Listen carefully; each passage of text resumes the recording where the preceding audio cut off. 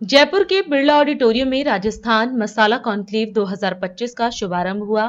उद्घाटन समारोह में मुख्यमंत्री भजनलाल शर्मा शामिल हुए और मसाला उद्योग के विकास, उत्पादन बढ़ाने, विपणन सुविधाओं को सुदृढ़ करने तथा किसानों और व्यापारियों के हित में चलाई जा रही योजनाओं की जानकारी दी। इस अवसर पर मुख्यमंत्री ने प्रदर्शनी का अवलोकन किया और लाभार्थियों को चेक भी वितरित किए। आज के इस राजस्थान मसाला कॉन्क्लेव के अवसर पर सभी कृषक विशेषज्ञ, सबसे पहले तो मैं आप सभी का वंदन करता हूं, अभिनंदन करता हूं, आप सभी को मैं प्रणाम करता हूं। भाइयों,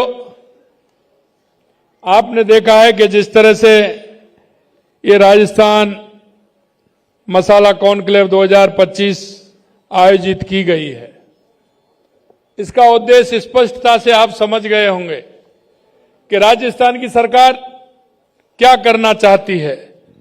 मैं आपसे इतना कहना चाहता हूं कि राज्य स्तरीय मसाला क्रेता विक्रेता कार्यशाला में आप सभी आए हैं।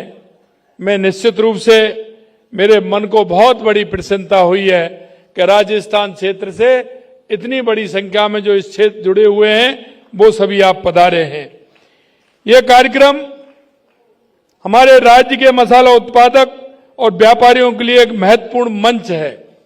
इस मंच के माध्यम से जो हमारा किसान है और इससे जुड़े हुए जो हमारे व्यापारी हैं, उनका आगे कैसे हम काम बढ़ा सकते हैं, उनका कैसे भला हो सकता है, इसके लिए आज ये कार्यक्रम रखा गया है। राजस्थान अपनी मसालों की समृद्धि परंपरा के लिए विश्वविख्यात है। ऐसे कार्यक्रम के माध्यम से हम इस परंपरा को आधुनिकता के साथ जोड़ने का काम करेंगे। प्रदेश में मसालों के उत्पादन और व्यापार का प्रमुख केंद्र पहले से ही रहा है। ये हमारे लिए गौरव की बात है।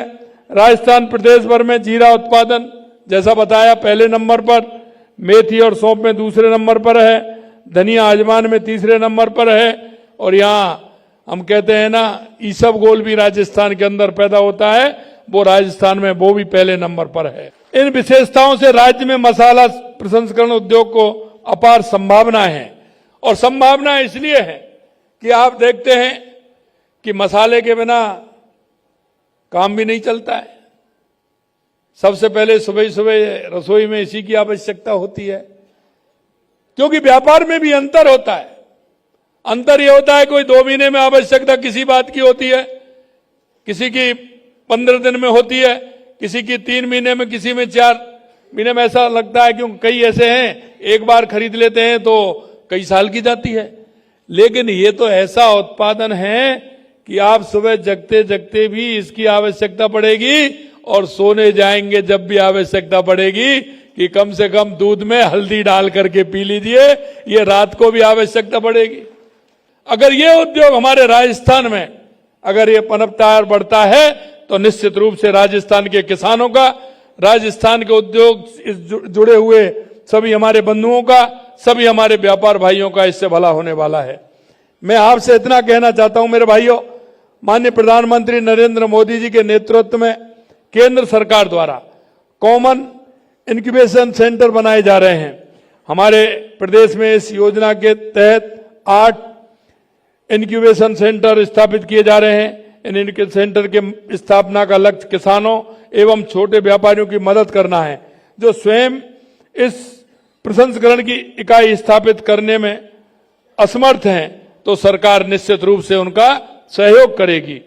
इनके माध्यम से कृषि की जांच, छटाई, ग्रेडिंग, गोदाम, कोल्ड स्टोरेज, ओडीओपी उपज के लिए प्रसंस्करण सुविधा मिल सकेगी, जिससे वे अपने प्रसंस्कृत उत्पादनों को उचित मूल्य पर बाजार में बेच सकें। आज मंडी समिति, अंगड़वाल जोधपुर और गौड़ मंडी सोहेला टोंक में इंक्यूबेशन सेंटर का लोकार्पण किया गया है। अगड़वा इंक्यूबेशन सेंटर में मसालों, दालों और सब्जियों के प्रसंस्करण के लिए 2 प्रोसेसिंग लाइन, कोल्ड स्टोरेज एवं फूड टेस्टिंग लैब की स्थापना भी की गई है। सोनबा टोंक के फूड पार्क का भी लोकार्पण किया गया है। 100 बीघा भूमि पर स्थापित आधुनिक सुविधाओं से युक्त इस फूड पार्क में एक मल्टी कमोडिटी कोल्ड स्टोरेज और कच्चे माल एवं तैयार उत्पादों के लिए 3 गोदाम नए बनाए गए हैं। नए किसान उत्पादन संगठन और एफपीओ के पंजीयन प्रमाण पत्र वितरित किए गए हैं। ये एफपीओ हमारे किसानों को संगठित रूप से बाजार को मजबूत करने का काम करेंगे। मैं यह भी कहना चाहता हूं कि PM formalisation of micro food processing enterprises योजना के लाभान्वित कृषक और उद्यमियों को अनुदान वितरित किया है। ये सभी कदम हमारे किसानों और उद्यमियों के लिए समृद्ध एवं नए द्वार खोलने वाले हैं। राष्ट्रीय